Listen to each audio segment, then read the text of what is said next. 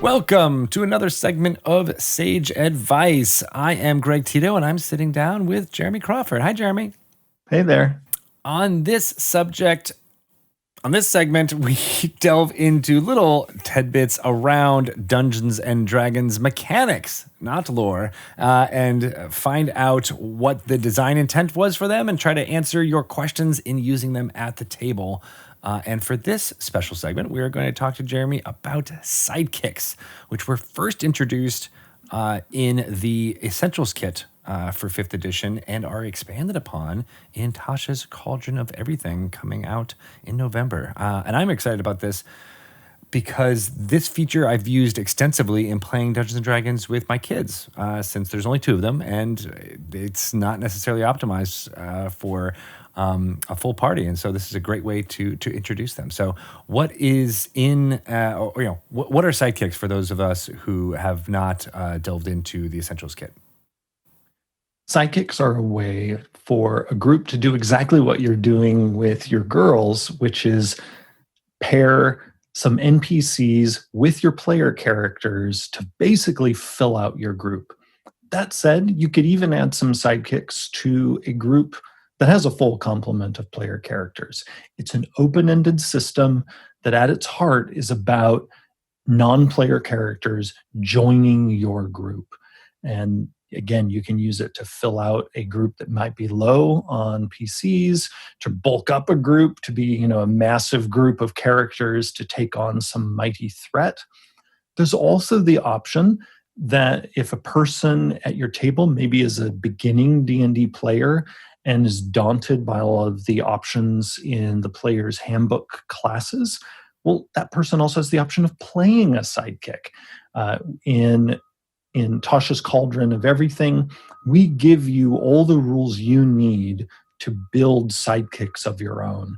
And this includes humanoid sidekicks, but also non-humanoid sidekicks. In the art, one of the example sidekicks in the book is a wolf who looks like he has a lot of personality. And we also show various other creatures who might join you as a sidekick on your adventures. Wow. Yeah. That it will immediately be chosen by my oldest daughter, I'm pretty sure, as her sidekick. The wolf is a favorite, or any kind of animal is her favorite kind of way to interact with the D&D in general. Just having animals, it's great. And I've used them in the Essentials kit. They came with portraits that were very evocative. I believe they were done by Sean Wood, that brought to life these characters in a way, but the mechanics behind them are a simplified version of a character, right? Exactly. So in the core books, you already as a dungeon master had the ability to take any monster in the monster manual or in one of our other books and start adding character levels to it by simply taking levels in the classes that are in the player's handbook. The issue with that for many groups is that can tend to add a lot of complexity. If you have everything that was in the creature's original stat block and then you start layering on, 10 levels in fighter or what have you. So we wanted to create a simpler way to level up a sidekick, or really an NPC of any kind, because something else we mention in Tasha's Cauldron is that even though these rules are called the sidekick rules, a DM could use these rules actually to level up an NPC of any sort. Oh. Because what you do is you take a creature, then you select one of the 3 sidekick classes, warrior, expert, or spellcaster, and then you give that NPC levels in that class. And then we explain to you how to modify that creature based on how many levels it has in each of those classes. In the Essentials kit, what we did is we took this concept, but we married those levels to sort of an assumed starting stat block. And so in a way, you were getting an implementation of the sidekick rules rather than the rules themselves. In Tasha's Cauldron, you're given the tools to create sidekicks of your own of any type. You're not bound to a particular starting stat block. The the baseline rule is take a creature whose CR is 1/2 or lower, and then start loading levels in a sidekick class onto them.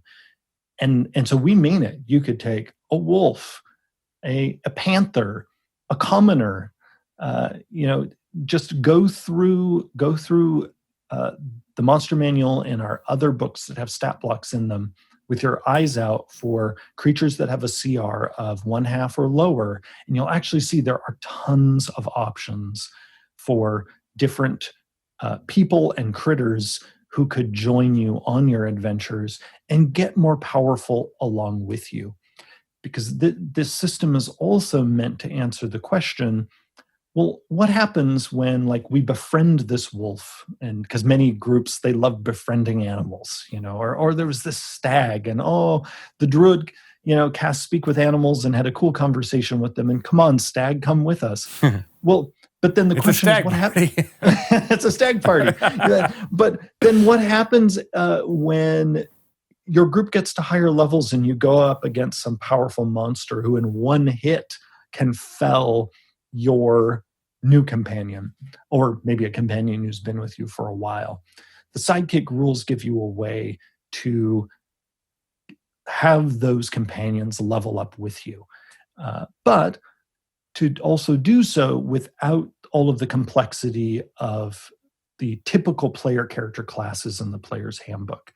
When we originally previewed the sidekick rules in Unearthed Arcana, people really loved them, but the feedback we got back very clearly was they could be even simpler, that people wanted these classes to go even further than we went in our design in terms of them being much simpler than the classes that player characters typically take. And so when people see the final version of the sidekicks, they'll see that the sidekicks get far fewer features than a player character gets. We consider for a sidekick, it's a class feature of note when their proficiency bonus goes up. And so for them, that's what they got that level. But that means a bunch of numbers just went up in their stat block. So that's how simple they are, but also effective. Each one of the sidekick classes has some special shtick that will bring value to a group. And you could, if you have more than one sidekick in a group, you could have multiple members of the same sidekick class, or you could try to mix it up. I recommend mixing it up simply because, again, the sidekicks each have something special about them. I think many groups in particular will see the value in having an expert along, because the expert's ability to help people, which is essentially giving people advantage on various roles, will be very valuable. Similarly, if, let's say, no one in your group wants to play a healer of any kind, well, bring along a spellcaster, have them learn a few healing spells, and then your sidekick can serve as the group's healer. In many ways, it feels like these characters are taking on the role of henchmen did in first edition Dungeons and Dragons, right? Where that idea that everybody at the table might have controlled one or two or three other characters, and they, maybe they were backups in case your main character died. But they also they had a really important role, which was these support roles. And sidekicks can really do that a lot easier in 5th edition without having to stat up an entirely brand new character from scratch. Absolutely. And you are 100% right. These were created in that sort of same spirit of the old henchman rules. But we wanted, again, to make them a bit broader. And that's why we've made them so that they work even with creatures who you normally wouldn't think of as a henchman. People aren't typically going to think of a panther as their henchman. This can be a companion creature of any type, again, as long as they meet the CR requirement. Because now, that said, a DM can take the sidekick classes and give them to monsters of any challenge rating. A DM could take a CR 15 monster and give them levels in a sidekick class. that creature just wouldn't be meant to be a sidekick in the adventuring group. That CR limit is specifically for creatures that are joining your group. And we do that so that the sidekick will essentially be of an appropriate power level for your group as it levels up. Because what we don't want is we don't want the sidekick to be so weak that a strong wind will knock them over and kill them. But we also don't want them to be so powerful that then the player characters feel like they're the sidekicks and the sidekick character is actually the great hero of the story. That's what I like about this system, is that it tries to make sure that the player characters are the stars, and that these are just an easy way for Dungeon Master to have a larger cast of characters available without having, again, to have that completely statted up new character or something like, oh, I don't know what they can hit at. I'll just make something up. No, you'll have some good guidelines in front of you so that any character that they meet, whether it's a commoner or a bandit captain or all those bolded texts that are throughout our products, they can just very easily transition into, oh, okay, yeah, you're coming with us and you're, gonna have a significant, role to fill in this party. And that ease of having somebody just join you is partly why we made the classes so simple. We want it to be as simple as you met Sheila the blacksmith, and your group became, dear friends with her. You can tell she can handle herself in a fight. Come along with us, and all the DM has to do is take the commoner stat block, look at whatever line is appropriate for the sidekick's level, adjust a couple numbers, bam, you're good to go. We want it to be that easy, where you could even add a sidekick in the middle of a session by using these super simple rules. I mean, I can imagine the really strong persuasion roll that ends up turning a villain into your friend, and then all right. Well, I don't want you to have a level 3 wizard, but here you've got a spellcaster that you can now have part of your party. Yeah, I love that. Absolutely. And the sidekicks also, in a few cases, have some minor customization options. With the spellcaster, you're picking spells, and we do provide 3 different starting packages of spells in the spirit of making it easy for sidekicks to be sort of a pick up and play element. We have several starting packages. But again, you can customize completely what spells they have available to them. With the warrior, you decide if the warrior sidekick is more defensive or offensive, and that gives them a different buff depending on which of those 2 you select. And then with the expert, you're deciding, well, what are they an expert in? Because they get expertise like rogues and bards do, in addition to this ability to help people very effectively. I like that. So that they can feel very different mechanically, even though it's not the full-on class system of, having everything mapped out for them from level to level. Yeah, absolutely. We also have specified in the book that sidekicks, for ease of play, but also to make sure, again, that they're of an appropriate power level, that when they join you, their level should just match yours. So if you're first level and sidekicks join you, it's best if they're also first level. But if you're 5th level and let's say you have a town guard join you and they're a warrior, well, just bring them in as a 5th level warrior and then have them level up with you. Are there any thoughts to transforming these sidekicks into, full-blown characters or vice versa? So you can take any of these sidekick classes and pair them with one of the race options. For instance, in the player's handbook, like you could pick elf or human or dwarf. Take one of these sidekick classes and make your character like you normally would. So they each work as a character class for a player. much simpler, maybe not going to be quite as powerful as a full-fledged player character class. But for some people, if that's the experience you want to play a character who is easier to play, might fill a supporting role. I think the sidekick classes are a splendid choice. And you said new players might find that refreshing, right? To having a less choice early on. Oh yeah, if I were DMing for, let's say, a group of people who'd never played before, and I wanted to just give them sort of a little taste of D&D, I might run like an hour-long session and have them play sidekick characters because there's less to learn because each of these classes typically has only one thing you have to learn at each level. And sometimes that thing is as simple as, again, your proficiency bonus went up.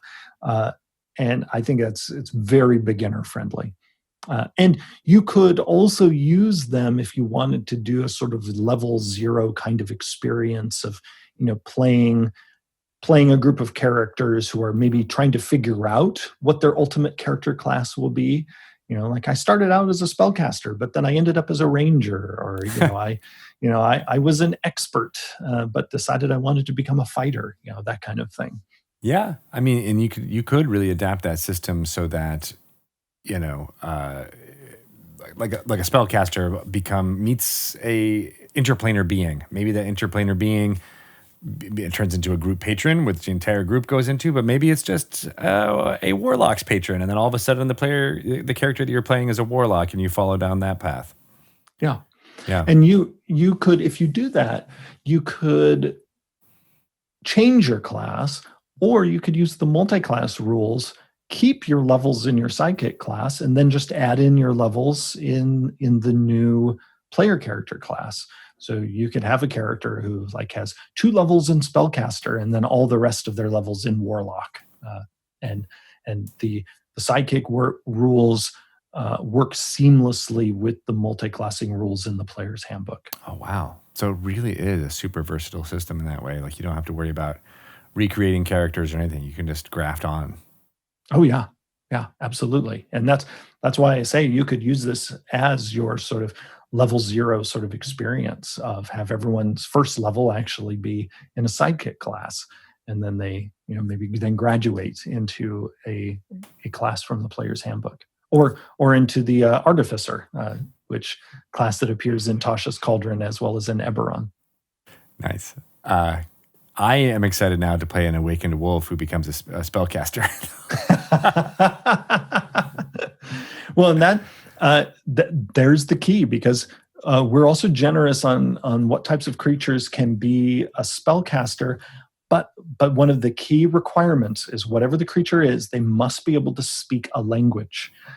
So an awakened wolf would qualify. Excellent. All right, now I got something to shoot for. I'll have my wolf as a fighter or a warrior for a few levels, and then I'll have to meet a kind druid along the way. Yeah, and please give me speech so I can learn the spells. I don't want to have to depend on a speak with animals spell all the time. Yeah. That's exciting. How do you think this will be used in play? I mean, we've got. It seems like it's a very, drop in, drop out system. People don't need to interact with it at all, or they could interact with it tons. But what are your predictions for how, kind of the D&D community will use the sidekick feature? I think its main purpose is going to be groups use sidekicks to fill out maybe a party that has fewer than 4 characters. So this is, again, and this was one of our original design goals for it, is make it easy to play with a group that is as small as 1 player and 1 DM, because that 1 player could then have not only their character, but also some sidekicks. I also can see groups starting to use it to have sidekicks fill in when there are players missing. Because sometimes you'll have some players who can't make it to a session, but maybe your group isn't comfortable with playing their characters for them. But you also don't want to have the total sort of power loss of just saying, okay, their characters don't participate, but now we're down, you know, one or more characters. You could easily use sidekick characters to pop in to temporarily help out. And you can imagine in the story that would be, you going to maybe an organization, possibly your group patron, or some other group of people or creatures, and saying, hey, we could use some temporary help. And the sidekick rules are perfect for that. I could, that's a really great call. I could see that being used pretty much, every session nowadays with how scheduling occurs, and even with having most of our games happening online through video conferencing, there still is always unexpected things that happen, and being able to pull out a sidekick to join the party will keep your campaign moving forward. Yeah, absolutely. Yeah. And then again, I think, as I mentioned, one of the other big uses for this will be for totally brand new groups where they just play sidekicks. Yeah.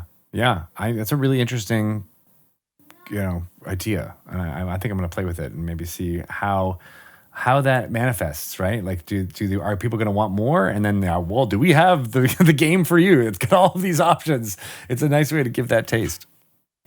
Well, it also, and this is sort of a side benefit, but it's a powerful benefit of the sidekick system, is if you decide that you want your character to actually use one of these sidekick classes, we have, through this system, given you the ability to play many different types of creatures who aren't normally playable options in D&D.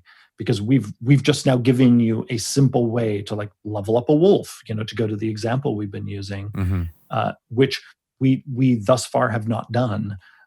And we've now made it very simple for you that if I'm not really interested in playing any of the types of people in the player's handbook or in one of our other books, but I noticed there are, some critters in the monster manual, and I really wish my character could be that.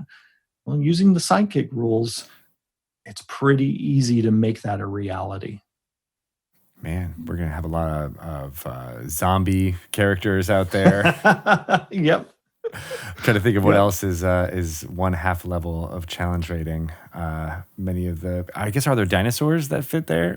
Can we play some more dinosaur characters? I believe so. Yeah, I think there are some. Yeah, if you go, I think a lot of people are going to go into D&D Beyond or into their hardbound books when this comes out, and they're going to look, okay, which creatures qualify, and suddenly they're going to realize, oh my gosh, these are all now it's playable. Everything. Yeah.